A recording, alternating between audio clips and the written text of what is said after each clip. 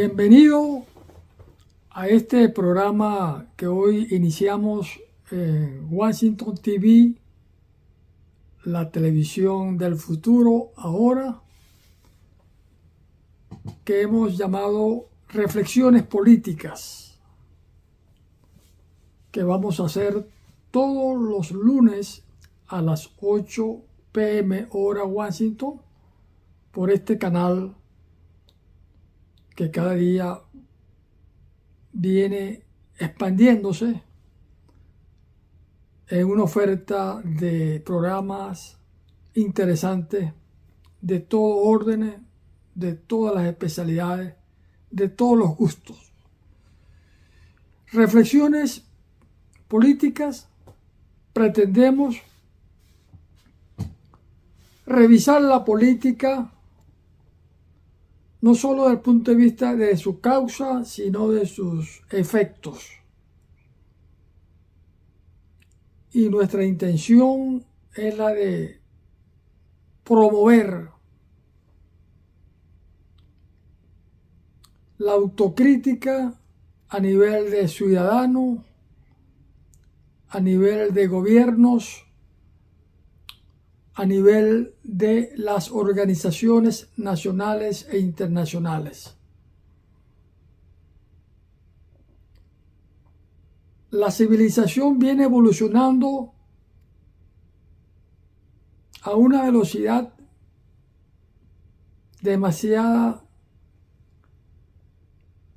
muy rápida, que ya estamos en la era digital de la inteligencia artificial. Y nos preocupa que en lo político los actores de nuestros organismos nacionales e internacionales, los actores dentro de los países que son los dirigentes, los líderes, los gobiernos,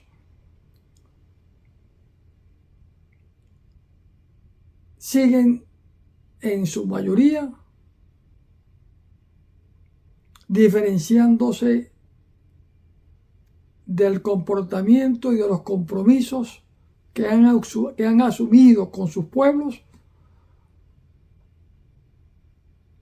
y cuyos resultados, producto de sus acciones, en algunos casos irresponsables,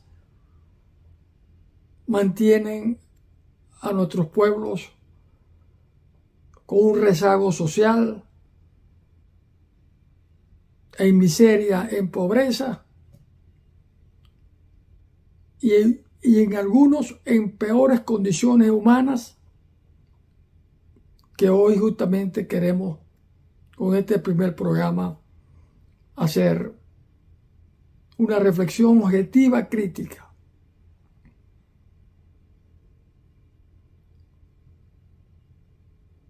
No puede ser que las organizaciones internacionales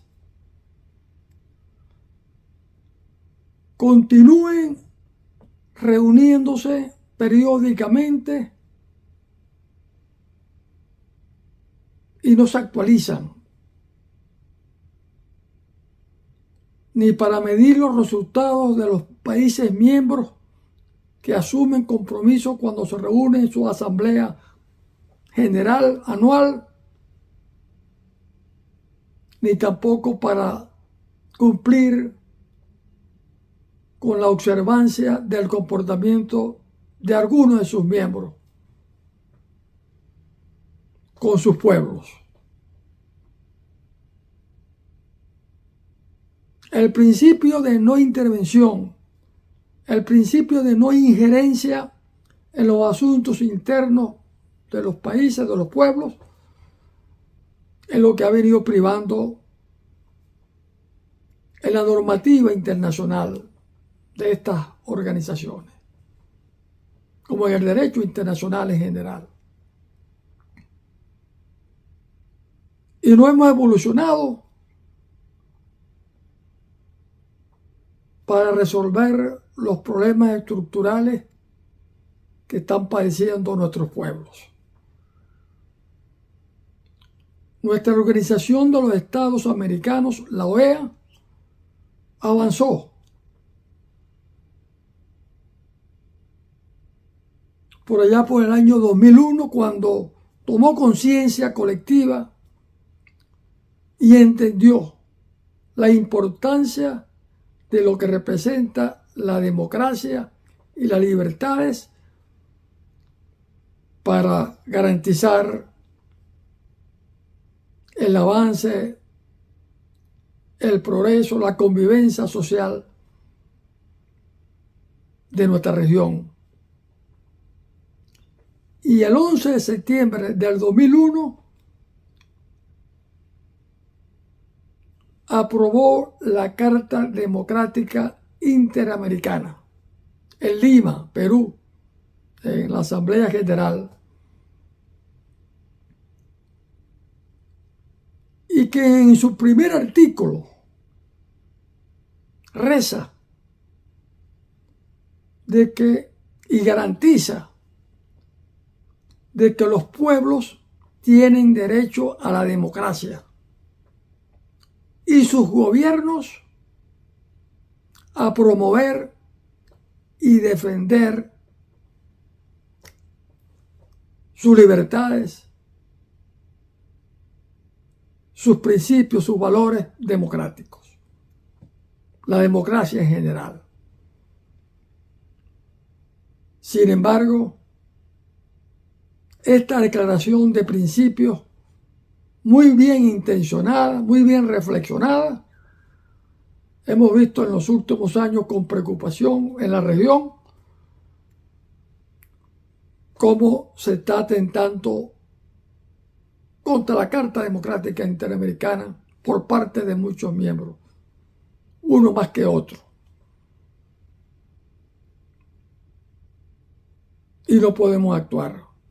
Nos quedamos en la retórica discursiva, en los grandes discursos, nos reunimos con emergencia, pero no terminamos de actuar. Ya vemos lo que está pasando en Nicaragua desde hace 26 años y lo que está pasando en nuestro país, en Venezuela, que también va por 26 años, donde se ha conculcado las libertades, donde no se ha respetado ese artículo 1 de la Carta Democrática Interamericana, de el derecho que tiene nuestro pueblo o los pueblos de América de la democracia, de exigir democracia. El 28 de julio del 2024, el pueblo venezolano se expresó categóricamente, soberanamente, constitucionalmente, y eligió a un nuevo presidente que fue Edmundo González Urrutia. Sin embargo, el presidente de turno, que está allí todavía y que arropa y que tiene subordinado todos los poderes a sus decisiones autoritarias, no cumplió con el deber constitucional y democrático de reconocer la victoria del ganador, que fue el candidato que impuso el pueblo mayoritario venezolano. El CNE, el órgano electoral, violando la moral, la ética, la Carta Democrática Interamericana,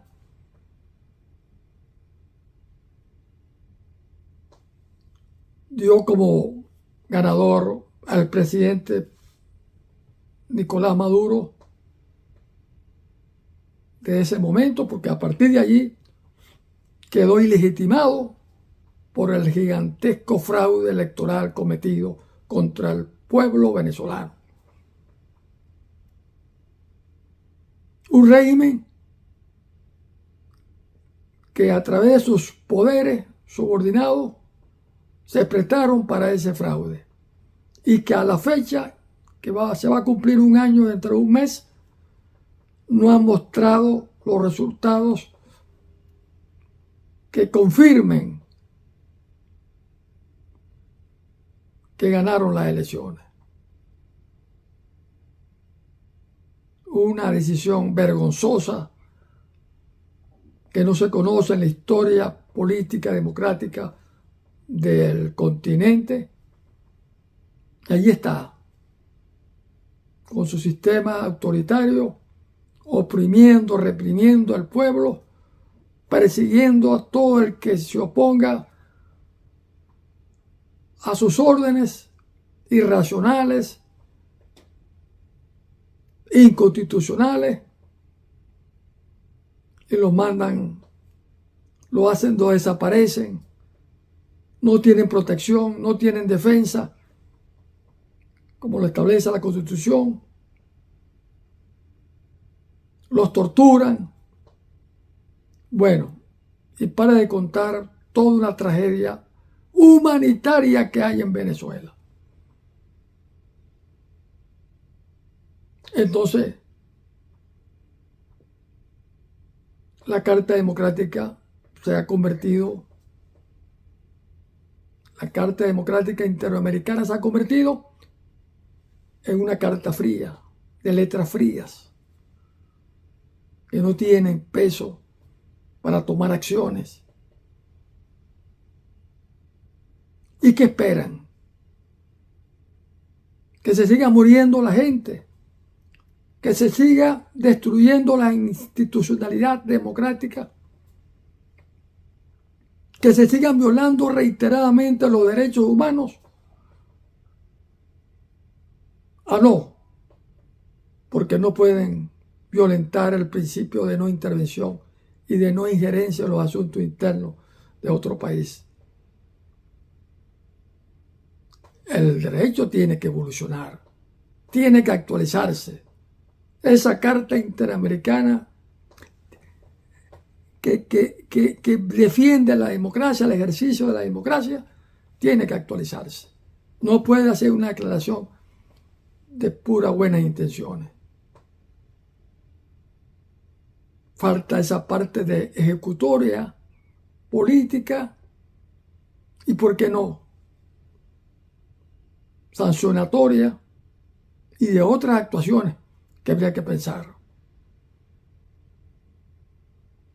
¿O es que es más importante la formalidad de esos dos principios mientras el pueblo venezolano sigue empobreciéndose, sigue la diáspora creciendo, más de 9 millones de venezolanos distribuidos en los 5 continentes, huyendo de su país por las condiciones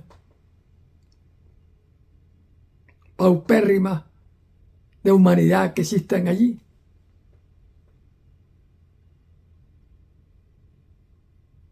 Entonces, prevalece esa carta fría y dando un mal ejemplo al resto de los países de la nación.